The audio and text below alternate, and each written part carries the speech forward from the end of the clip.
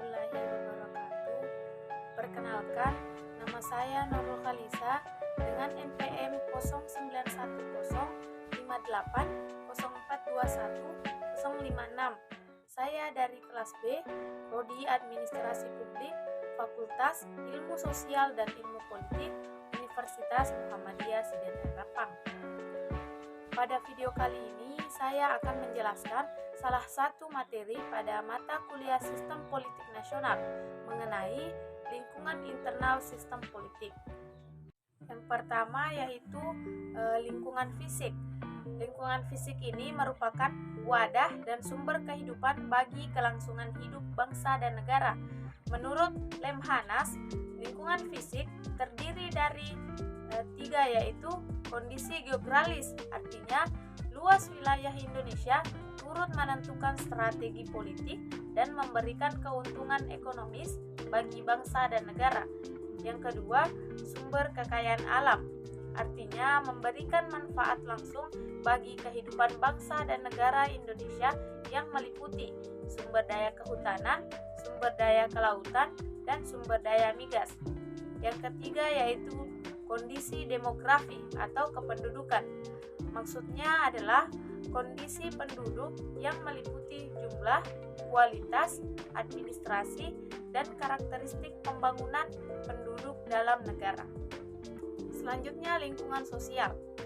Lingkungan sosial adalah lingkungan yang merupakan wadah bagi masyarakat untuk ikut serta dalam membangun kelangsungan kehidupan bangsa dan negara yang meliputi aspek politik, sosial, budaya, hankam, dan hukum bagi kesejahteraan rakyat. Lingkungan sosial meliputi 1. Lingkungan politik.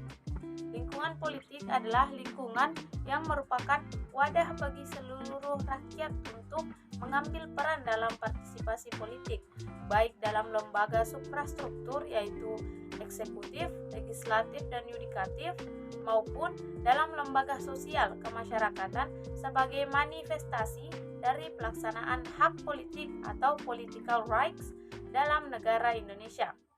Yang kedua, lingkungan sosial budaya adalah lingkungan yang merupakan wadah bagi masyarakat dalam upaya mengembangkan peradaban, pengetahuan, dan sosial dalam kehidupan masyarakat suatu negara. Kemudian lingkungan hankam adalah lingkungan yang berkaitan dengan pertahanan dan keamanan negara dari ancaman baik dari dalam negeri maupun dari luar negeri yang dapat membahayakan kelangsungan kehidupan bangsa dan negara yang berdasarkan Pancasila dan Undang-Undang Dasar 1945. Selanjutnya, lingkungan hukum adalah lingkungan yang berisikan ketaatan, kesetaraan, dan keadilan serta adanya kepastian hukum bagi hak dan kewajiban bagi setiap warga negara tanpa ada diskriminasi. Kemudian yang terakhir yaitu lingkungan ekonomi domestik. Lingkungan ekonomi domestik ini meliputi yang pertama sumber daya migas. Sumber daya migas merupakan sumber daya alam yang berasal dari minyak dan gas bumi, pemberi kontribusi yang besar terhadap APBN dalam membiayai pembangunan nasional. Sumber daya migas terdiri dari potensi minyak bumi dan potensi gas alam. Yang kedua yaitu sumber daya non-migas. Sumber daya non-migas merupakan sumber daya alam yang berasal dari hasil kehutanan, kelautan, dan perikanan.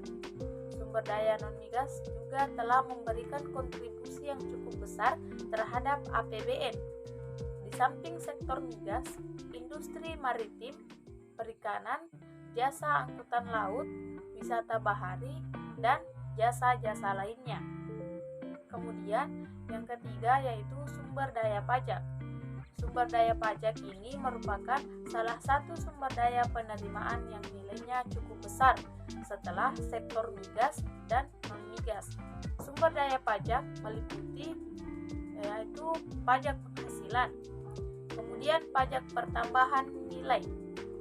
Kemudian pajak lainnya adalah pajak yang diperoleh negara dari pembayaran pajak yang bukan berasal dari pajak penghasilan dan pertambahan nilai. Baik, itulah tadi materi yang bisa saya bahas mengenai lingkungan internal sistem politik. Kurang lebihnya mohon dimaafkan. Sekian dari saya. Assalamualaikum warahmatullahi wabarakatuh.